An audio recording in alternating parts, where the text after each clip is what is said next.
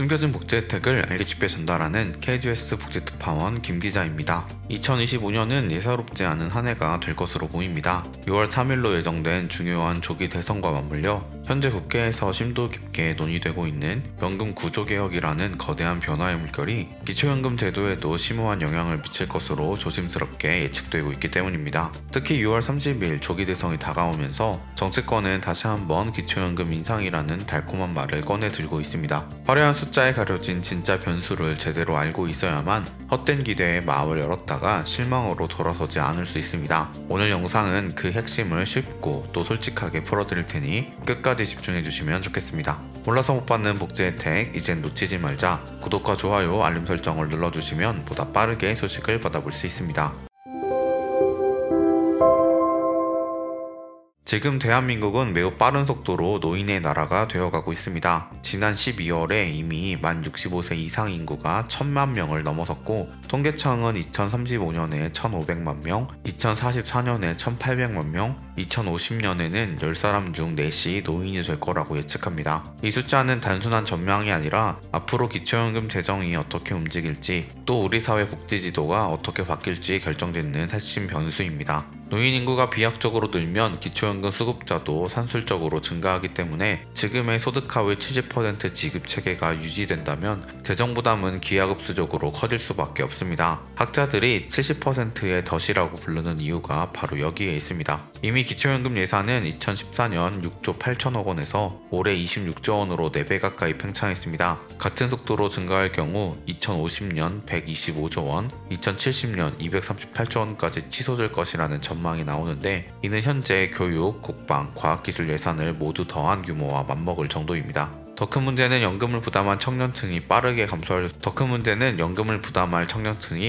감소하고 있다는 점입니다. 출생아 수는 사상 최저를 기록하고 경제활동 인구는 매년 줄어드는 상황에서 내는 사람은 줄고 받는 사람은 늘어나는 전형적인 악순환 구조가 예견됩니다. 결국 기초연금 제도를 어떻게 손보느냐에 따라 국가재정의 지속 가능성까지 좌우될 수 있습니다. 그렇다면 소득하위 70%라는 기준은 실제로 얼마나 포괄적일까요? 지금도 소득 인정의 계산에 들어가는 공제 항목이 다양하기 때문에 일반 시민이 단순히 은행 잔고나 월급만 따져서는 자격 여부를 가늠하기 어렵습니다. 현실적으로 근로소득 외에 다른 수입과 재산이 없다고 가정하면 단독가구는 월 437만원, 부부가구는 월 745만원을 벌어도 연금을 받을 수 있습니다. 재산이 전혀 없는 상태에서 대도시 기준 공시가격 12억 원짜리 집 한 채는 허용 범위 아닙니다. 공시가격이 시세의 60에서 70% 수준임을 고려하면 체감 시세 20억짜리 아파트를 보유하고 있어도 연금 수급이 가능하다는 뜻입니다. 실제로 2023년 한 해 동안 공시가격 12억 원을 넘은 주택을 가진 551가구가 연금을 받은 것이 확인돼 과도한 보편 지급 논란에 불을 지폈습니다. 기초연금 인상 과정도 살펴보면 정치 일정과 맞물릴 때마다 급격히 불어왔다는 것을 알 수 있습니다.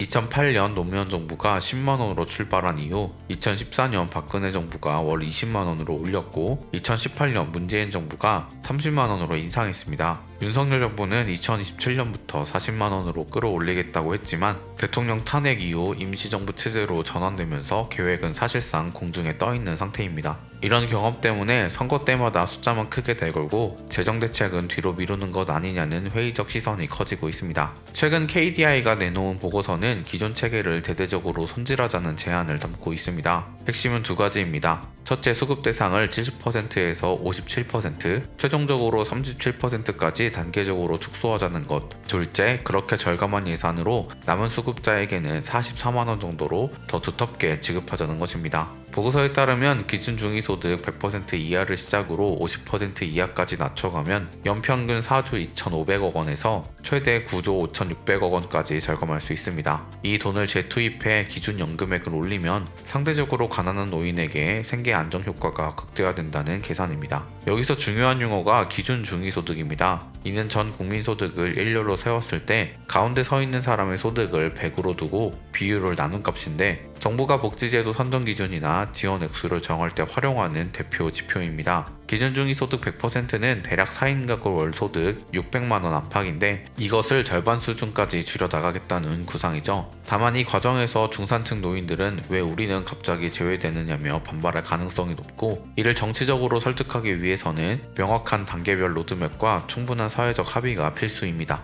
적용 방식도 간단치 않습니다. 기초연금은 신청주의라서 반드시 본인이 신청해야 합니다. 이때 금융정보 제공 동의를 거부하면 심사가 지연되거나 탈락할 수 있는데, 실제 현장에서는 서류가 복잡해서 못하겠다는 이유로 기회를 놓치는 경우가 의외로 많습니다. 또 소득 재산 변동 사실을 30일 안에 신고해야 과지부급을 막을 수 있는데, 이 절차를 깜빡해 나중에 환수 통지를 받고 당황하는 사례가 빈번합니다. 연금 인상이나 수급 자격 변동이 있을 때마다 다른 복지급여, 예를 들어 기초생활보장, 생계주거급여나 장애인연금 등이 연동돼 조정되므로 전체 수급 혜택이 어떻게 바뀌는지 한 번에 점검하는 것이 좋습니다. 물가 연동 역시 관건입니다. 기초연금 기준연금액은 매년 1월 소비자 물가 상승률을 반영하여 자동 조정되는데, 국회 예산심의에서 삭감되거나 추가 지원이 붙을 수 있으므로 반드시 본 예산 통과 이후 최종 공고를 확인해야 합니다. 물가 상승률이 3%라고 해서 연금도 무조건 3% 오르는 것이 아니라 정부안, 국회안, 최종 확정안이 엇갈리는 경우가 잦기 때문입니다. 예를 들어 난방비나 교통비 지원이 늘어나는 대신 현금성 연금이 줄어들 수도 있습니다. 결국 연금 숫자만 보고 안심할 것이 아니라 예산 전체 흐름을 살펴봐야 효용을 극대화할 수 있습니다.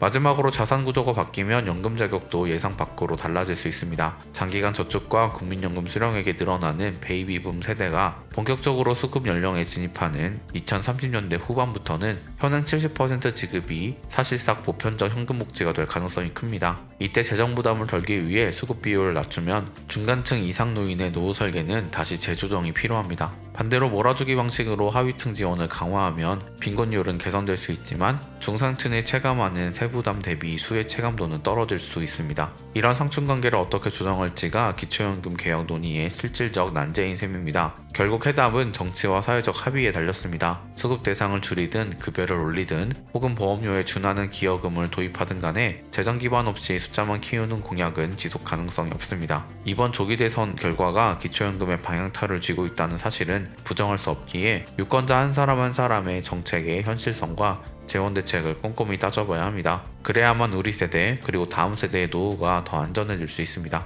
오늘은 기초연금 제도가 직면한 여러가지 현실적인 문제들과 다가오는 2025년 조기 대선과 맞물려 예상되는 제도 변화의 가능성에 대해 심도 깊게 살펴보았습니다. 또한 기초연금은 신청주의 제도로 운영되고 있으므로 수급 요건을 충족하시는 어르신들께서는 반드시 잊지 마시고 신청하셔서 마땅히 받으셔야 할 혜택을 놓치지 않으시길 바랍니다. 다가오는 조기 대선은 기초연금 제도의 미래를 결정하는 중요한 변곡점이 될 수 있습니다. 각 후보들이 제시하는 연금 관련 공약들을 꼼꼼히 비교하여 살펴보셔서 어르신들의 더 나은 노후 생활에 실질적인 도움이 될 수 있는 현명한 선택을 하시기를 바랍니다. 놓치는 혜택이 없도록 숨겨진 정보를 찾아나서는 복지특파원, 저 김기자가 앞으로도 도움되는 소식 전달해드리도록 하겠습니다. 채널 구독과 좋아요, 알림 설정 부탁드리며 더 좋은 정보로 찾아뵙겠습니다. 지금까지 KGS 복지특파원 김기자였습니다.